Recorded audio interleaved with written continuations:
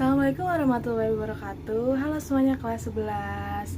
Semoga kalian dalam keadaan sehat dan tetap semangat untuk belajar.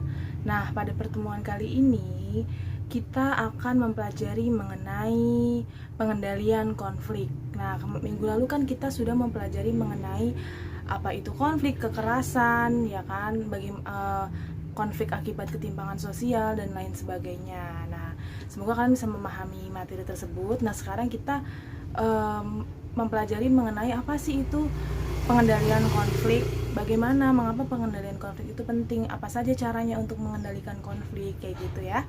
Nah, silahkan disimak materinya, semoga kalian bisa memahaminya dengan baik. Silahkan. Baik, yang pertama untuk pengendalian konflik itu yang pertama ada segregasi. Nah, segregasi itu apa sih? Segregasi itu adalah salah satu upaya yang dilakukan oleh kedua belah pihak yang berkonflik dengan cara memisahkan diri atau menghindar dan mengurangi ketegangan-ketegangan dalam konflik tersebut. Nah, selain itu kemudian ada yang namanya stalemate. Stalemate ini adalah konflik ini berhenti dengan sendirinya karena kekuatan yang seimbang. Jadi ketika ada seseorang atau dua individu atau dua kelompok berkonflik kemudian tiba-tiba berhenti konfliknya karena keduanya itu memiliki kekuatan yang seimbang, kayak gitu. Tidak ada yang lebih unggul ataupun yang lebih rendah gitu. Akhirnya konflik itu menghilang dengan sendirinya. Selanjutnya itu ada kompromi. Nah, kompromi ini adalah kedua belah pihak yang bertentangan itu berusaha untuk mencari penyelesaiannya dengan mengurangi tuntutan. Jadi salah satu pihak ada yang berusaha untuk mengurangi tuntutan. Misal dalam orang berkonflik itu kan ada tuntutannya, ada keinginan yang ingin dicapai gitu kan, atau yang ingin didapatkan. Nah, untuk meredakan konflik ini, untuk melakukan pengendalian supaya tidak berlanjut menjadi kekerasan, maka salah satu pihak atau kedua belah pihak itu mencari penyelesaiannya dengan cara mengurangi tuntutan gitu. Jadi supaya keduanya bisa menyelesaikannya dengan baik. Kemudian ada yang namanya koersif. Nah, koersif ini itu adalah paksaan. Jadi penyelesaian konflik ini tuh dengan cara memaksa.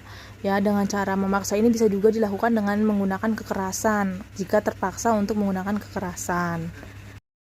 Baik, untuk yang selanjutnya itu ada konsiliasi. Konsiliasi ini adalah penyelesaian konflik yang dilakukan dengan cara melalui lembaga-lembaga tertentu yang dapat memberikan keputusan dengan adil gitu kan. Jadinya konsiliasi ini adalah caranya dengan mengandalkan lembaga-lembaga, misal dalam hal masalah konflik tanah, kepemilikan tanah. Nah, itu bisa menggunakan cara konsiliasi dengan cara meminta lembaga pertanahan di daerah tersebut untuk membantu menyelesaikan konflik tersebut, seperti itu.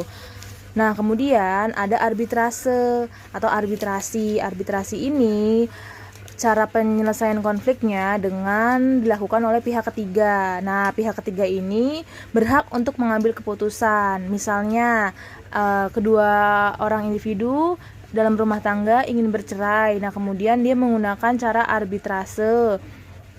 Pihak ketiganya ini berhak untuk mengambil keputusan. Atau misal contoh yang lain dalam arbitrase itu ketika ada dua orang yang berkonflik terus meminta bantuan kepada tokoh agama atau ustadz untuk mengambil keputusan atas penyelesaian tersebut, baik ustadz atau RT RW itu bisa digunakan sebagai orang yang bisa mengambil keputusan.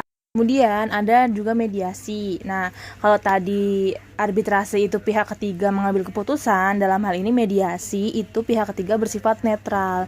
Jadi pihak ketiga hanya sebagai perantara untuk kedua belah pihak yang berkonflik itu bisa menyelesaikan konfliknya. Kayak gitu, dia tidak berhak untuk mengambil keputusan dalam penyelesaian konflik tersebut.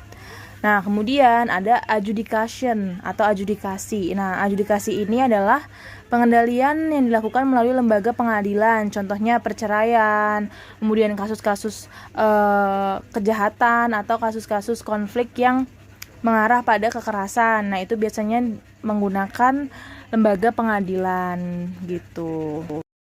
Selanjutnya itu ada konversi. Nah, konversi itu adalah salah satu cara pengendalian konflik dengan cara pihak yang berkonflik itu ada yang mengalah. Salah satunya itu ada yang mengalah, gitu kan. Jadi dia mengalah untuk menyelesaikan konflik tersebut. Nah, kemudian ada gencatan senjata. Nah, gencatan senjata ini sudah mengarah pada konflik yang cenderung membahayakan atau menggunakan unsur-unsur peperangan gitu untuk menyembuhkan korban. Jadi untuk mengstop konflik tersebut atau daripada konflik yang berkepanjangan menjadi konflik yang dingin atau perang dingin, lebih baik dilakukan gencatan senjata seperti itu.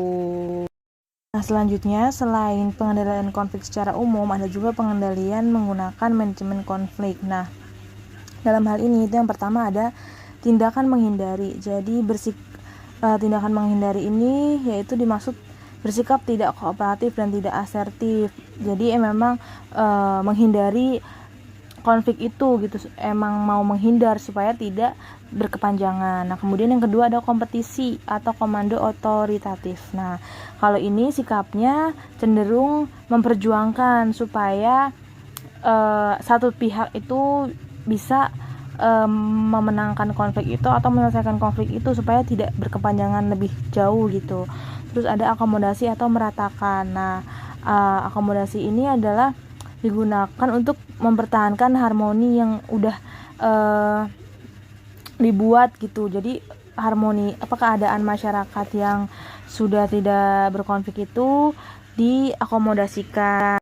Nah, kemudian selanjutnya ada kompromis. Jadi kompromis ini adalah mengkompromikan hal-hal yang menyebabkan konflik itu terjadi gitu ya. Jadi biar supaya ini nggak ada seorang pun merasa menang ataupun merasa kalah, ya kan. Jadi mengkompromikan, mengurangi tuntutan-tuntutan yang ada. Nah, yang terakhir itu ada kolaborasi atau kerjasama. Jadi kedua belah pihak yang berkonflik itu berusaha untuk mencapai kepuasan bagi pihak-pihak yang berkepentingan dengan jalan bekerja melalui perbedaan-perbedaan yang ada, kayak gitu. Nah, kemudian ini ada latihan soal yang harus kalian kerjakan. Sudah ada juga di Google Form ya. Silahkan disimak dengan baik, dikerjakan. Semoga kalian bisa memahami materinya. Terima kasih.